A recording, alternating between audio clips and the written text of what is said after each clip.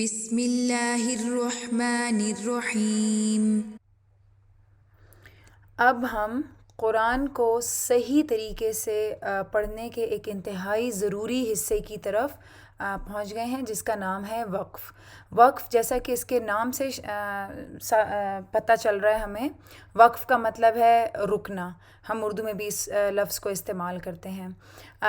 وقف کے رولز کو سیکھنا اتنا ہی ضروری ہے جتنا کہ صحیح سے مخارج کو ادا کرنا ضروری ہے، کیونکہ اس کو بھی اگر آپ ٹھیک سے نہیں سمجھیں گے تو آپ سے حرام غلطیاں ہونے کا خدشہ ہو سکتا ہے۔ اب سب سے پہلے ہم جب تلاوت شروع کرتے ہیں تو ظاہری بات ہے ہم استعاذہ اور بسملہ سے شروع کرتے ہیں۔ اب اعوذ باللہ کا نام ہے استعاذہ عربی میں، اور بسم اللہ کا نام ہے بسملہ۔ وقف کے جو رولز ہیں وہ آپ استعاذہ اور بسملہ سے ہی اپلائی کرنا شروع کر دیتے ہیں۔ اگر آپ استعاذہ اور بسملہ میں دیکھیں تو آپ کو سیکنڈ لاسٹ پوزیشن پہ آپ کو جو ہے مد اصلی نظر آئے گی۔ یہاں پہ اگر آپ دیکھیں رجیم، تو اس کو دیکھیں جیم یا کسرہ جی، یہ 2 کاؤنٹس اس کو ہم روٹین میں پڑھتے ہیں، یہ مد اصلی ہے۔ کسرہ کے بعد یا مدیہ آ رہی ہے، ایم ٹی آ رہی ہے۔ اسی طرح رحیم، یہاں پہ بھی اگر آپ دیکھیں کسرہ کے بعد یا آ رہی ہے، جو کہ مد بنا رہی ہے یہاں پہ 2 کاؤنٹس والی۔ تو اگر یہاں پہ ہم لوگ ظاہری بات ہے رکتے ہیں روٹین میں تو یہاں پر آپ نے مد بنانی ہے جس کا نام ہوگا مد عارض وقفی۔ اگر آپ اس کے نام پہ غور کریں تو آپ کو نام سے ہی پتہ چل جائے گا کہ آپ نے کیا کرنا ہے۔ یہ دیکھیں یہ مد ہے، عارضی ہے اور وقف کے دوران بنتی ہے۔ تو یہ والی مد جو بھی میں آپ کو سکھانے لگی ہوں، یہ عارضی مد ہے جو کہ وقف کے دوران بنتی ہے۔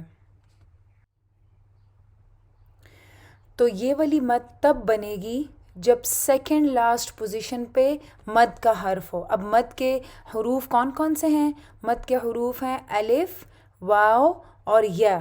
تو جب بھی آپ کو سیکنڈ لاسٹ پوزیشن پہ مد بنتی ہوئی نظر آئے اور وہاں پہ آپ نے وقف کرنا ہو، تب یہ والی مد وہاں پہ بنے گی۔ اب اس مد کی کاؤنٹ کیا ہے؟ اس مد کی کاؤنٹ ہے 2، 4 اور 6۔ تو اس کا مطلب یہ ہوا کہ جب میں استعاذہ اور بسملہ سے شروع کروں تو پھر اس میں اس آخری سیکنڈ لاسٹ جو اس کی جگہ پہ جہاں پہ مد بن رہی ہے، اس کو یا تو میں 2 کاؤنٹس پڑھ سکتی ہوں، یا میں 4 کاؤنٹس پڑھ سکتی ہوں، یا میں 6 کاؤنٹس پڑھ سکتی ہوں۔ لیکن پھر جون سی کاؤنٹ میں چوز کروں گی اس کو میں آخر تک، یعنی فرض کریں میں 10 منٹ تلاوت کر رہی ہوں اور جہاں جہاں پہ مد عارض وقفی بنے گی، یعنی کہ جہاں جہاں پہ سیکنڈ لاسٹ پوزیشن پہ مد لیٹر ہوگا، وہاں پر میں نے اس کو وہی کاؤنٹ رکھنی ہے۔ اگر میں نے 2 رکھی ہوئی ہے تو میں تھرو آؤٹ جہاں جہاں پہ مد عارض وقفی بن سکتی ہے وہاں پہ میں 2 ہی رکھوں گی۔ میں یہ نہیں کر سکتی کہ کبھی میں 2 پڑھ رہی ہوں اس کو، کبھی میں 4 کاؤنٹس پڑھ رہی ہوں اور کبھی میں 6 کاؤنٹس پڑھ رہی ہوں۔ اس طرح کر کے نہیں کرنا ہے۔ تو اس بات کو آپ نے خیال میں رکھنا ہے کہ اگر فرض کریں آپ 10 منٹ تلاوت کر رہے ہیں اور آپ نے 2 کاؤنٹس چوز کیا ہے، تو آپ آخر تک جہاں جہاں پہ سیکنڈ لاسٹ پوزیشن پہ مد اصلی آئے گی اس کو آپ نے 2 کاؤنٹس کر کے ہی روکنا ہے، اس پہ رکنا ہے، آپ نے وقف اسی طرح سے ہی کرنا ہے۔ اس کے بعد جو ہے اگر آپ آدھے گھنٹے کی تلاوت کر رہی ہیں، 1 گھنٹے کی تلاوت کر رہی ہیں، 2 گھنٹے کی تلاوت کر رہی ہیں، پورا دن تلاوت کر رہی ہیں، لیکن آپ ایک ہی گو میں تلاوت کرتے ہی جا رہے ہیں، تو چاہے وہ 10 منٹ ہے چاہے وہ 1 گھنٹہ ہے، اس میں آپ نے بس جو کاؤنٹ شروع میں استعاذہ اور بسملہ میں جو آپ نے رکھی ہے اسی کو ہی آپ نے اس اینڈ تک رکھنا ہے۔ لیکن آپ نے تھوڑی دیر تلاوت کی، فجر کے ٹائم پہ آپ نے تلاوت کی، پھر ظہر پر آپ نے دوبارہ تلاوت کی، فجر کے ٹائم پہ آپ نے 2 کاؤنٹ رکھی تھی، لیکن اب ظہر کے ٹائم پہ آپ کے پاس ٹائم ہے، آپ تسلی سے ہیں، آپ کو کوئی کام نہیں ہے، آپ بہت اچھے سے تلاوت کرنا چاہ رہی ہیں تھوڑا ٹائم لگا کے، آپ اس کو 4 کاؤنٹس رکھتی ہیں، تو اس ایک سٹنگ میں آپ جتنی بھی دیر تلاوت کرتی ہیں اس کو آپ نے پھر 4 کاؤنٹس ہی رکھنا ہے۔ بگنرز کے لیے ریکمینڈڈ یہی ہے کہ وہ 2 یا 4 کاؤنٹس رکھیں، 6 کاؤنٹس ابھی آپ نہ کریے گا کیونکہ اس کے ساتھ تھوڑے سے اور رولز ہیں جو کہ چینج ہو جاتے ہیں. تو فی الحال آپ جو ہیں 2 یا 4 کاؤنٹس ہی پریفریبل ہیں تلاوت کے دوران.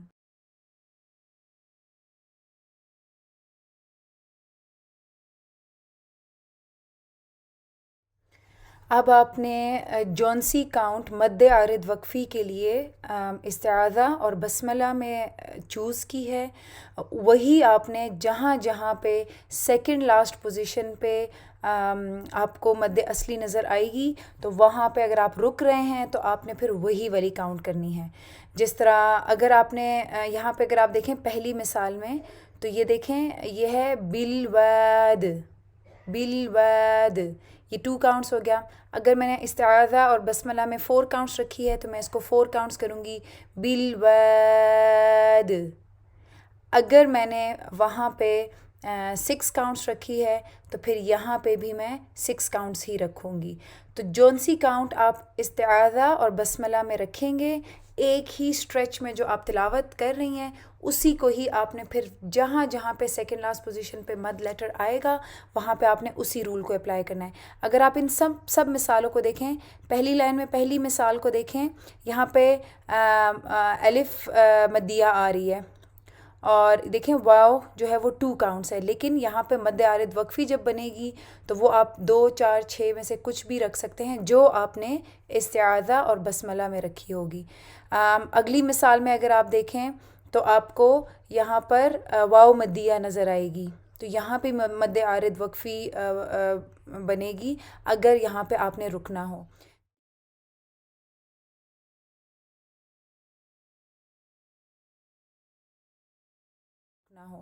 تیسری مثال میں اگر آپ دیکھیں تو یہاں پہ آپ کو یا مدیہ نظر آئے گی اور اس کا مطلب ہے یہ بھی دیکھیں سیکنڈ لاسٹ پوزیشن پر ہے. اس کے بعد جو آخری حرف ہے وہ نون ہے، باقی 2 مثالوں میں دال دال تھی. نیچے اگر آپ دیکھیں تو اس بات کا خیال رکھیں کہ یہ مد لین بن رہی ہے اور مد لین پہ بھی یہی مد عارض وقفی والا ہی رول اپلائی کریں گے آپ. اگر آپ نے 2 کاؤنٹس رکھی ہے، 4 رکھی ہے یا 6 رکھی ہے تو سیم وہی رول آپ یہاں پہ بھی اپلائی کریں گے.